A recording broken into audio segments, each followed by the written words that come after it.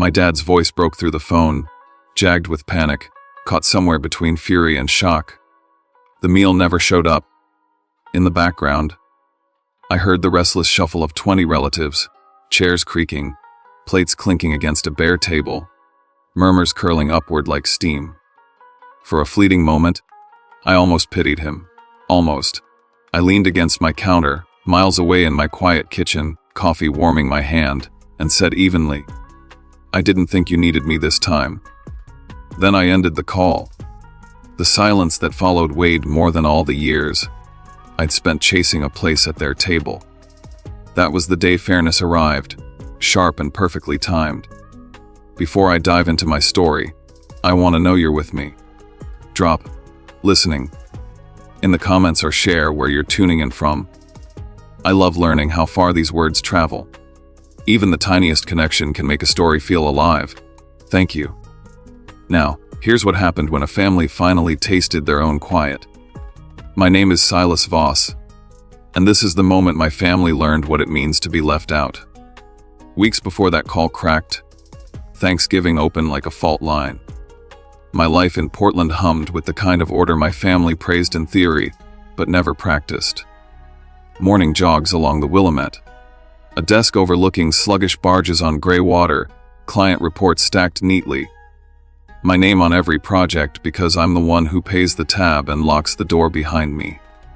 After a Thursday meeting, a colleague propped himself against my cubicle and asked if I was heading home for the holiday.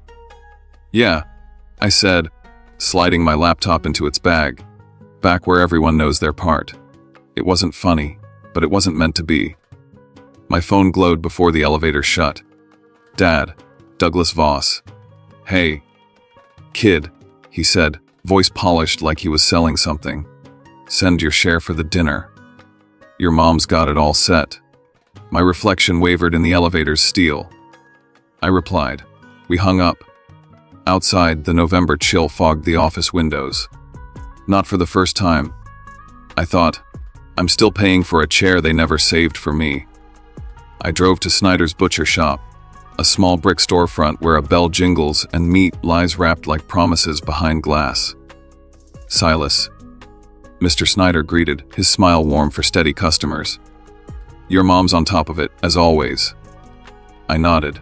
"Same as last year." We settled on a 20-pound brined heritage turkey, rosemary and citrus. Delivery locked for Wednesday, 10:30 a.m. to the Salem house on Ashbrook Lane.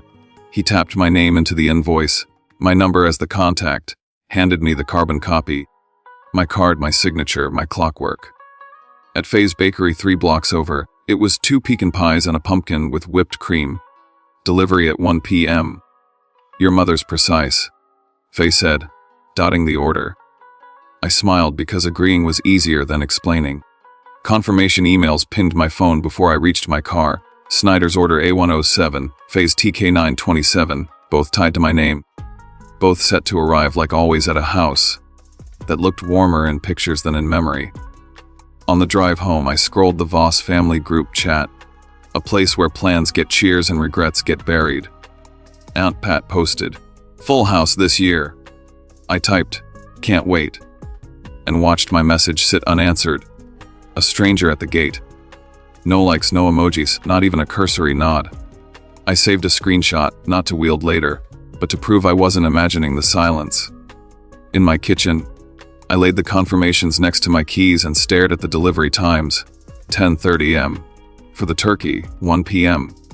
For the pies, like points on a map I kept trying to follow without a guide. Over a simple dinner of pasta, garlic, and olive oil, memories surfaced. I was 10, perched on a chair at the Salem sink, hands wrinkled in dishwater, scrubbing while laughter spilled from the dining room, without me. Landon spinning a tale he didn't live. Cassidy giggling, safe in her place. Mom calling, "Silas, hurry up, guests are waiting." It felt honorable then. Now it felt like hiding. My family loves a picture you can hang. A long table, a golden bird matching Lennon's. Someone's always behind the frame, holding it steady. That's always been me, I said to the empty room. The invoices sat there, the schedule ticked in my mind. The river outside flowed, uncaring. If the food never arrived, maybe the truth would. I sent the payment that night, saw the confirmation land in Dad's thread. No response. The show had begun, and like any good crew, I was invisible. A text came after midnight, when the city lets the rain take over. I stood at my window, the Willamette a dark ribbon in the night, when my cousin texted, "Hey, weird question. Are you sure you're invited? Your parents said it's just immediate family this year." I froze, breath held, and scrolled back to my "can't wait" in the group chat, met with nothing. Anger should have burned, but instead, a clear, cold calm settled in.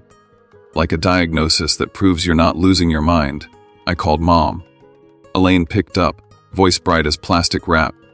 "Silas, it's late." "Not for this," I said. "We're keeping it small." She started already mid-script. "Less fuss, just close family." "Am I close family?" I asked. "Or just when you need my credit card?" Her sigh was loud, performative. "You always blow things out of proportion." I kept my tone steady. "I paid. I ordered.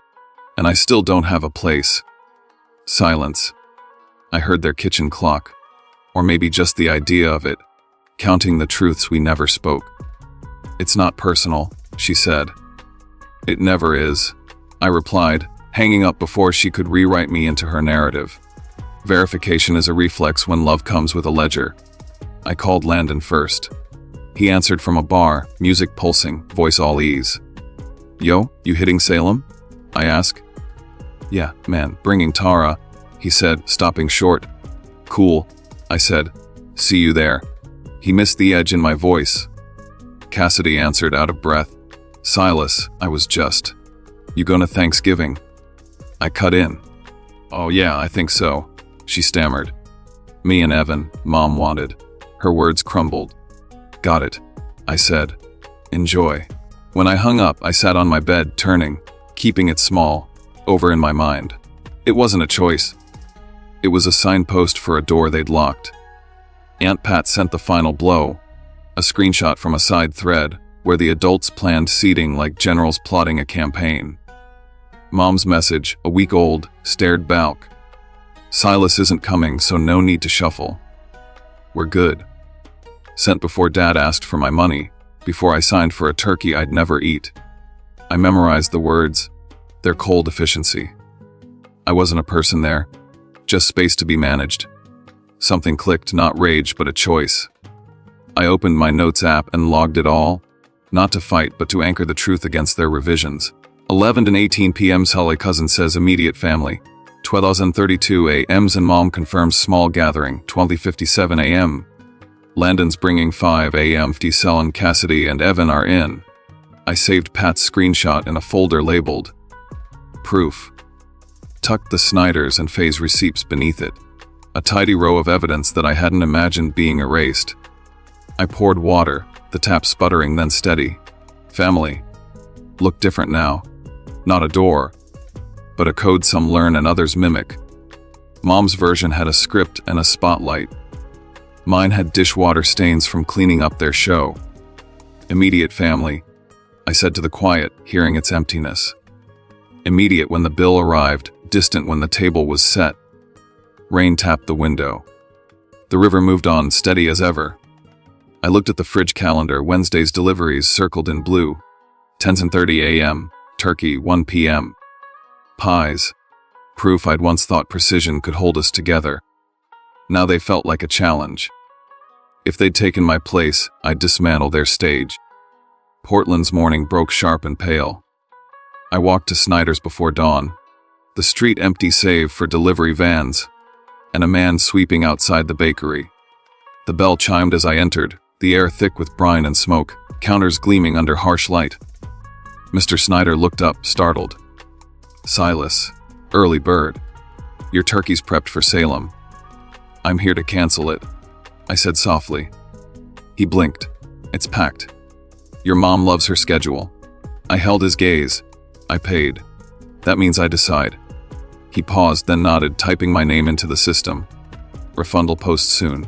"You sure?" "Completely," I said. pocketing the cancellation slip like a ticket to freedom. Outside, the cold stung. At Faye's bakery, the scent of sugar greeted me as the bell rang. Faye, rosy-cheeked, smiled. "Your pies are nearly ready. Your mom called to confirm delivery." I shook my head. "Cancel them." Her hands stilled on a box. "Silas, it's too late for that." I showed her the receipt, my name clear. "I'm the client. Refund it." The bakery hushed, save for the fridge's hum. She sighed, the register clicking reluctantly. The email confirmation hit my inbox. "We'll credit you," she said quietly. I nodded. "And remove me from next year's list. No standing orders."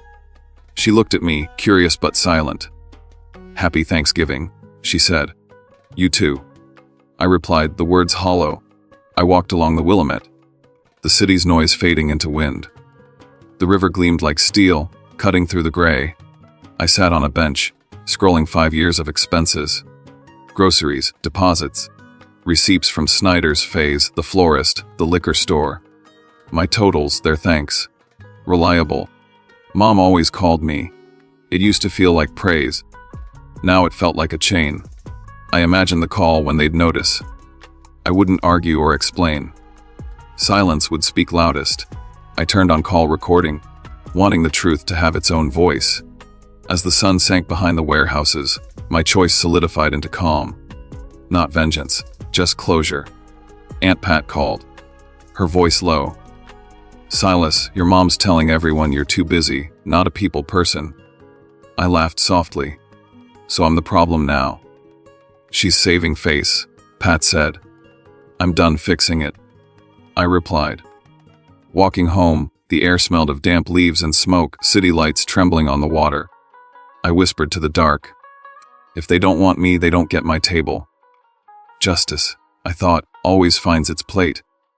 Thanksgiving dawned gray and still.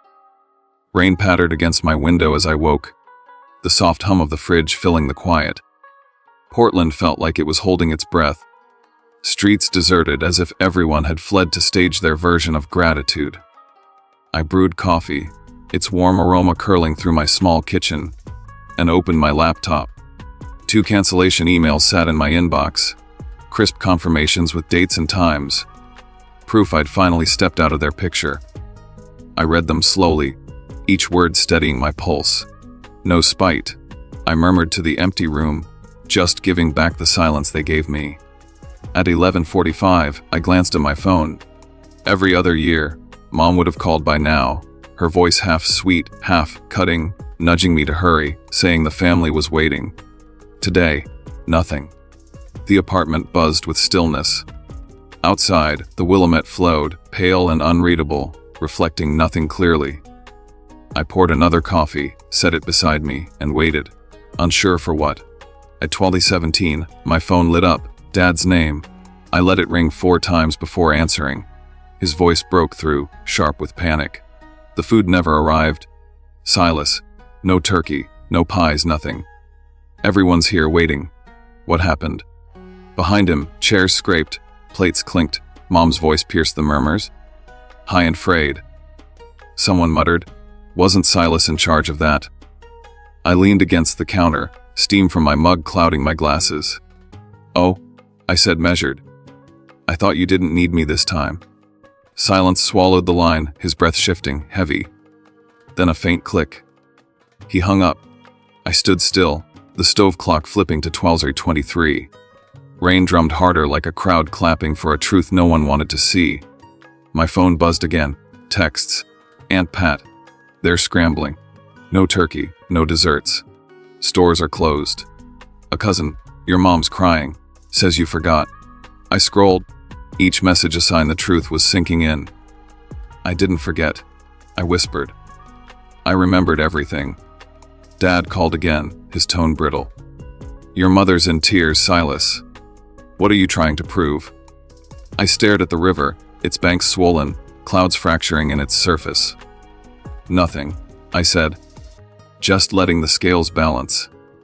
He started to speak, stopped, sighed deeply. "She says you've always had issues.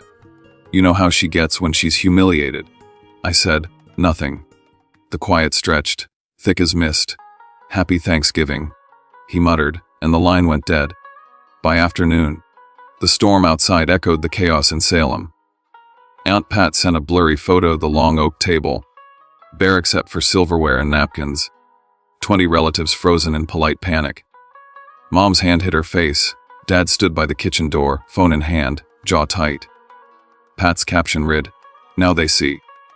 I set my phone down, glancing at my own table. A small wooden slab, just a coffee mug, a half-eaten sandwich, and the calm of no longer being unseen. I pictured the whispers in that Salem dining room. Someone saying, "Didn't Silus always handle this?" Another nodding, "Always on time." The questions would spread, cracking Mom's carefully built story. Evening fell early, as it does in Oregon's November. Lights glimmered across the river, trembling in the current. My phone buzzed. Dad again. I let it ring to voicemail. His message came, voice worn. "Your mother's upset. People are talking. I don't know what you were thinking, but you made your point. Was it worth it?" I deleted it without a second listen. Some truths don't need a score. When the rain eased, I opened the window, the air sharp with cedar and distant chimney smoke. For the first time in years, the day felt mine. No travel, no forced grins, just peace. 3 days later, my phone vibrated on the counter. A text from Mom, short and polished. "One missed you. Let's move on." No apology, just her usual sweep to hide the mess.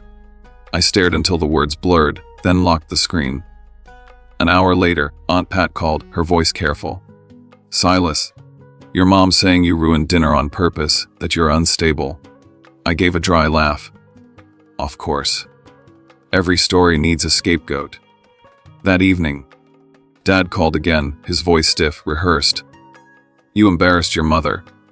People are talking. If her image matters more than her son," I said, "then a cracked reputation is the kindest gift I could give." He exhaled, searching for safe words. "You went too far." "No," I said softly. "I just stopped playing along."